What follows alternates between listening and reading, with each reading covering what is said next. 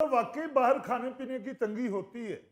ਉਹ ਤੁਹਾਨੂੰ ਹੁੰਦੀ ਹੋਣੀ ਹੈ ਭਾਈ ਜੀ, ਕਿਉਂਕਿ ਤੁਸੀਂ ਨਾਰਮਲ ਖਾਣਾ ਤੇ ਖਾਂਦੇ ਨਹੀਂ ਹੋਣੇ, ਤੁਸੀਂ ਤੇ ਗੰਨੇ ਚੂਸਦੇ ਹੋ। ਔਰ ਮੇਰਾ ਖਿਆਲ ਹੈ ਜਾਪਾਨ 'ਚ ਦਰਖਤਾਂ ਦੇ ਪੱਤੇ ਵੀ ਨਹੀਂ ਖਾਣ ਦਿੰਦੇ ਹੋਣੇ। बहन जी, हम तो लड़की का ही फायदा सोच रहे हैं और आप खामखा नाराज हो रही हैं। ਉਹ ਭਾਈ ਨਜ਼ੀਰ, ਮੈਂ ਤੇ ਤੇਰੀ ਵਜ੍ਹਾ ਨਾਲ ਚੁੱਪਾਂ, ਨਹੀਂ ਤੇ ਮੈਂ 10 ਮਿੰਟਾਂ 'ਚ ਪੂਰੇ ਟੱਬਰ ਦੇ ਬਾਜੇ ਵਜਾ ਦਾਂ। ਵਾਹ ਵੀ ਵਾਹ, ਜੇ ਤੁਸੀਂ ਇਹਨਾਂ ਦੇ ਵਾਜੇ ਵਜਾ ਦੋਗੇ ਤੇ ਮੇਰੇ ਵਾਜੇ ਤੇ ਵਿੱਚ ਹੀ ਰਹਿ ਗਏ ਨਾ। ਮੇਰੇ ਸਹੁਰਿਆਂ ਨੇ ਕਿਹਾ ਜੇ ਬਾਹਰ ਨਾ ਗਿਆ ਤੇ ਕਾਕਾ ਕੁੜੀ ਵੀ ਇਹੀ ਤੇਰੇ ਨਾਲ ਨਹੀਂ ਵਿਆਹਣੀ।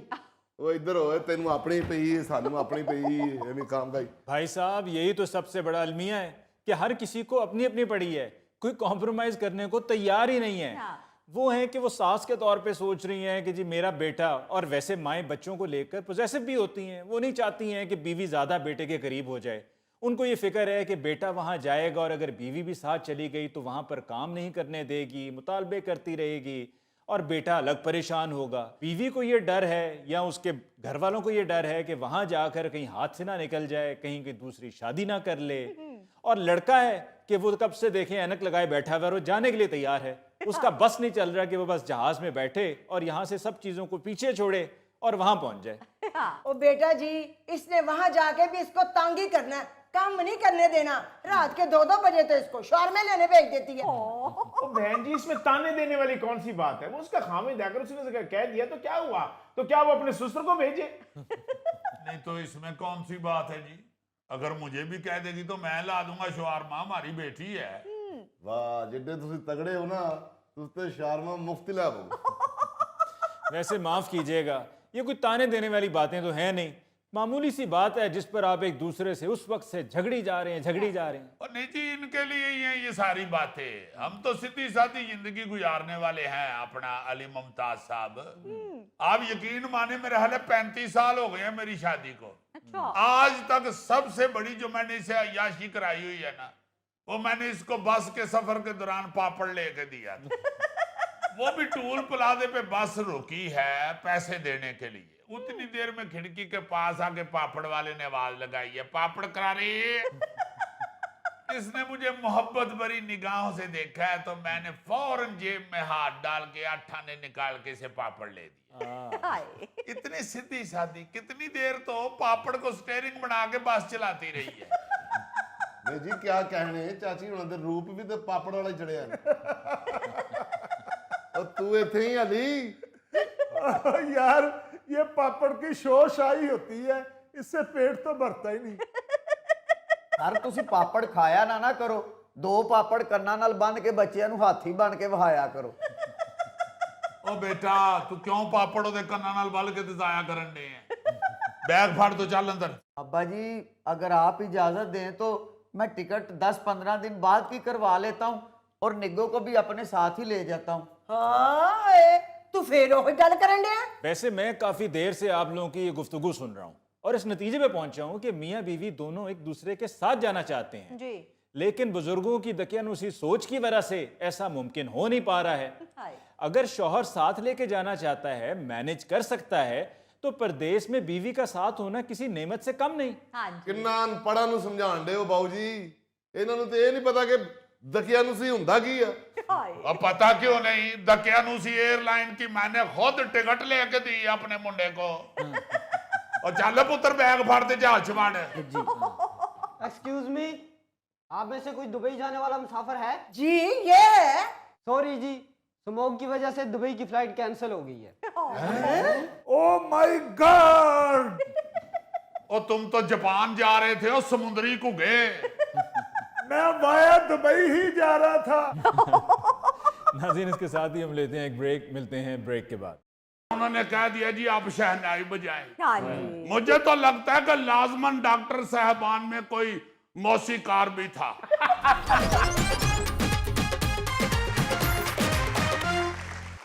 नाज़रीन, पेशी खिदमत है आज का खबरनामा। Ladies and gentleman, news James Bond 0092 आपके सामने एक चटपटी खबर लेके आ रहा है जिससे आपका खौफ कम होगा। अल्लाह ताला सबको सेहत तंदुरुस्ती दे और लंबी जिंदगी अता करे।